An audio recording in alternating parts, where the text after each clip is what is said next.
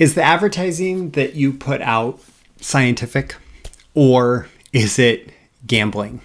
Is it like doing a scientific experiment, or is it like cranking on the slot machine? And is there really any difference? So recently, the copywriter Stefan Georgi recommended a book, Thinking in Bets by Annie Duke. Now, Annie is not she's not a marketer. She's not an advertiser.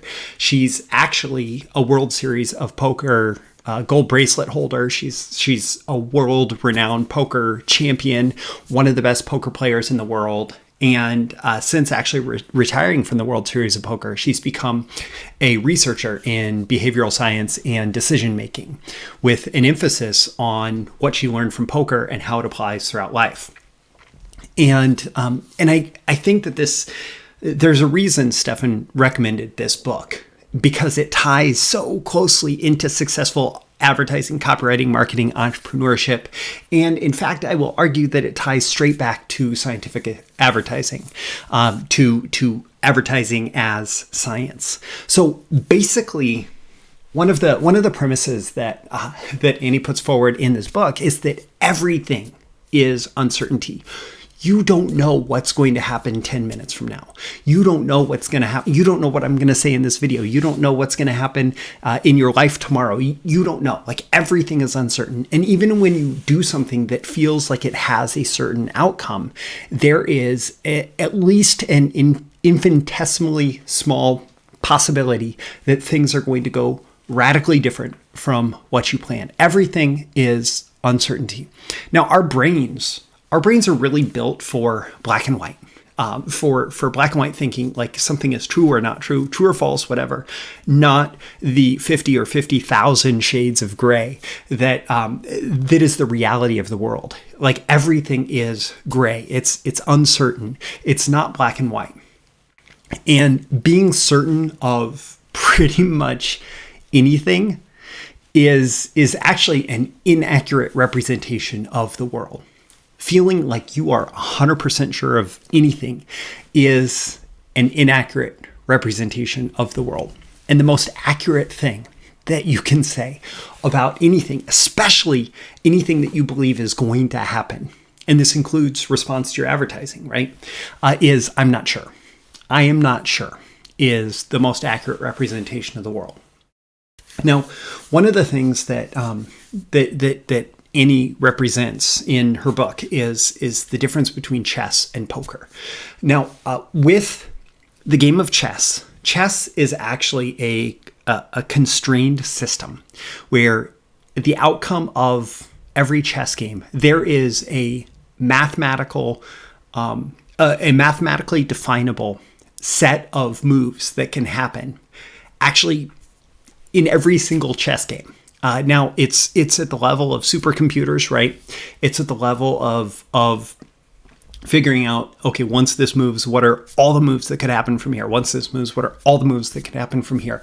And you get great at chess by becoming aware of basically the algorithms of the chessboard. Like, once this happens, what happens next? What can happen next? What are the 50 moves that can happen from this place? What are the moves 3 or 4 steps forward after each of those moves? And you get really good at chess by understanding all the possibilities of movement in this very constrained system.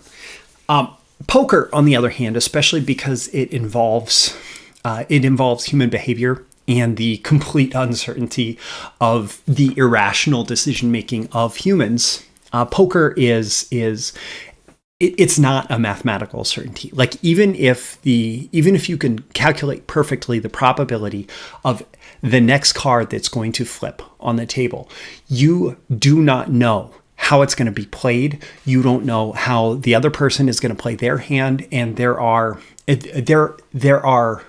patterns that you start to recognize in the way people behave. And I've talked about Mike Caro's book of Poker Tells as being a great book on poker playing. And how people think in poker. But the whole point of Annie's book, Thinking in Bets, is that in poker, you just are not sure. Like, you are not sure how that other person is going to play. Even if you have a good feeling for what cards they have in their hand, you're not sure how they'd play it. And so poker better represents life because it is this vast openness of uncertainty.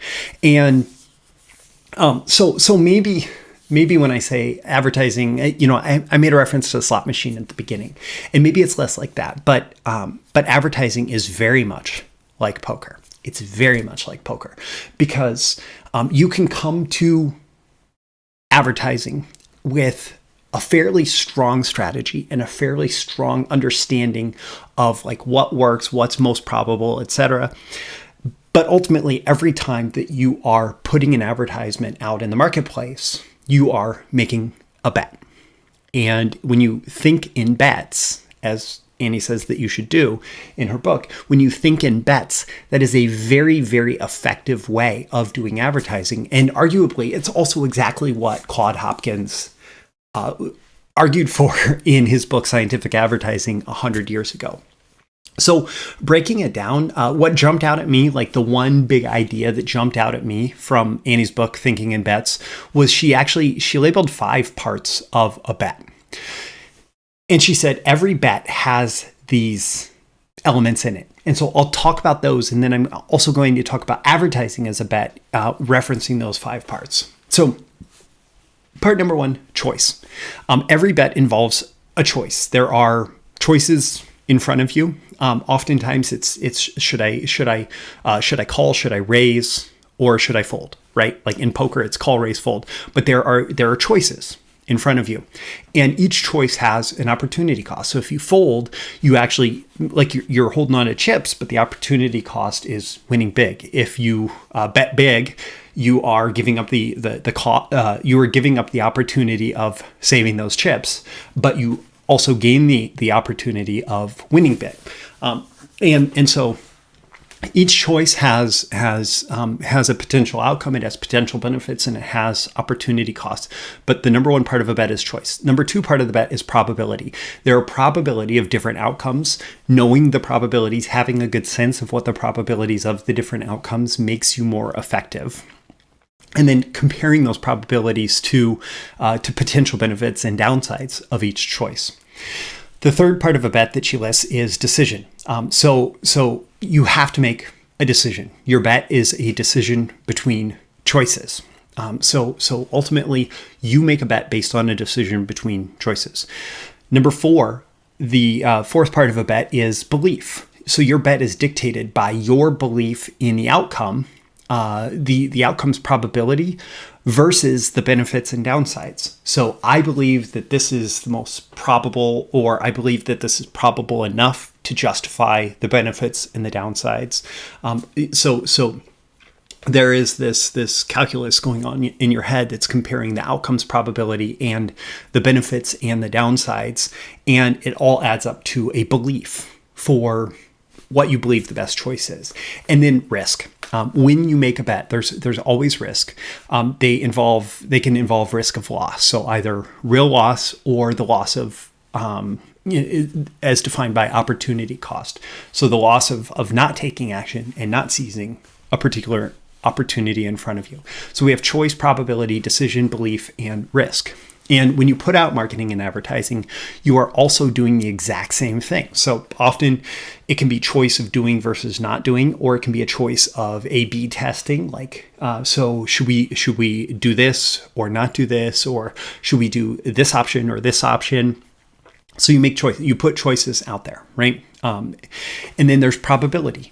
Now, the way that you increase the probability of success in your advertising is by looking at what's worked in your business, in your market, selling to your same customer base, whether it's products like yours or other products or services being sold to your customer base. Also looking at generally like best practices in direct response. Like my BTMS Insiders training library is all about increasing your probability of success through this like Netflix catalog of marketing and copywriting training, right? Giving you as many proven principles, strategies, techniques, and tactics as possible to help you increase the probability of success on every single bit of marketing and advertising you do. So that's why we study other people. That's why we learn from others. And then ultimately, you have to make a decision. And being a strong decision maker has often been called one of the most powerful entrepreneurial and leadership skills, because being able to make that decision, acknowledging, yeah, I'm not sure of what the outcome is, like this is a bet, right?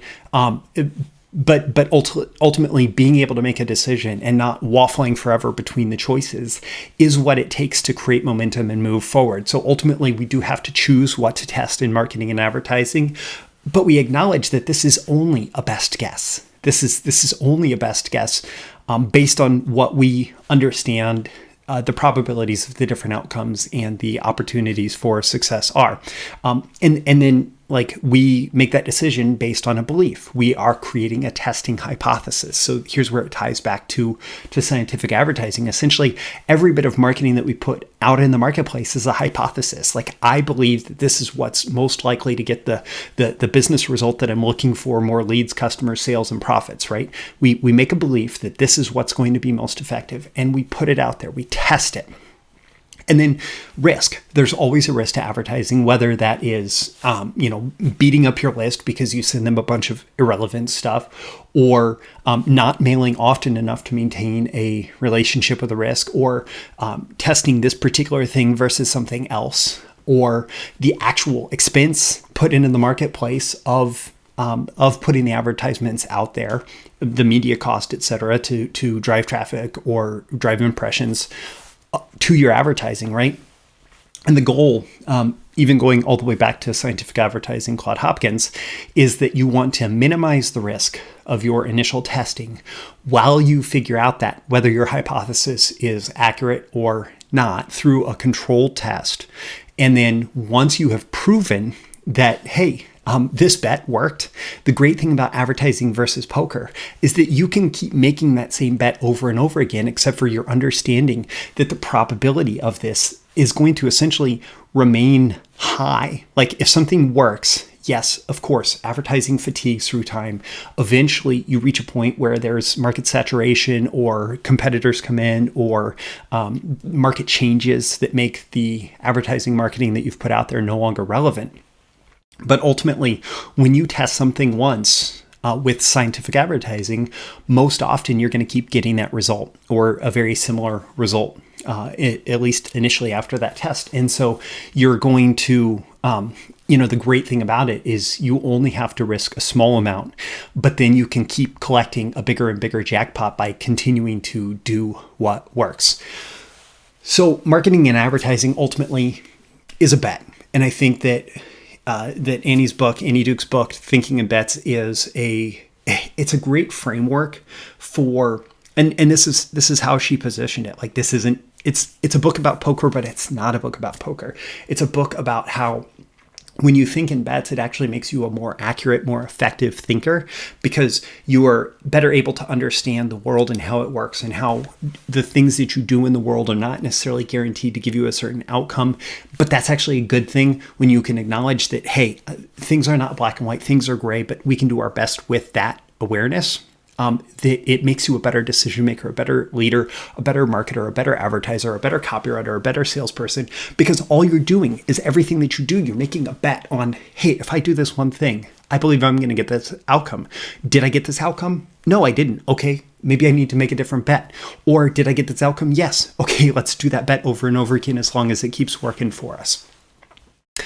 So that's my thought for you. I did include a bunch of links in the description with this episode. Number one, the Thinking in Bets book, where you can get that on Amazon. Number two, if you don't have it yet, Scientific Advertising by Claude Hopkins. It's 100 years old, but it's still incredibly relevant. And I offer a free audiobook version plus PDF download at freescientificadvertising.com. I'm including that link in the description. And also, I'll include a link to one of my BTMS Insiders trainings that's particularly relevant, because it is about the actual process of testing your bets, of making bets through marketing and advertising. It's called The Scientific Path to Increasing Profits, and really understanding not like the technical implementation of how to use a particular testing tool, but the strategy and mindset of marketing testing is one of the most valuable skills that you can develop. And I was fortunate enough to learn it very early on in my marketing career.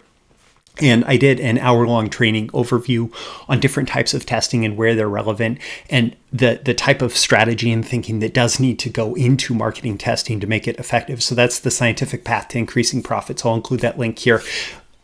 Leave a comment. Let me know with this video, with this episode, on a scale of 1 to 10, how valuable did you find this lesson and why? What are your biggest takeaways and action items? Also tap that like button before you go so you get more content like this delivered to you. And so the magical algorithms of the internet know to share it with more people like you who will find it valuable. You can certainly share it with folks directly, and subscribe before you go. Subscribe here. You can also go to breakthroughmarketingsecrets.com, get my daily emails Monday through Friday, including these episodes and more exclusive content for email subscribers. My name is Roy Furr. This has been your daily episode of Breakthrough Marketing Secrets.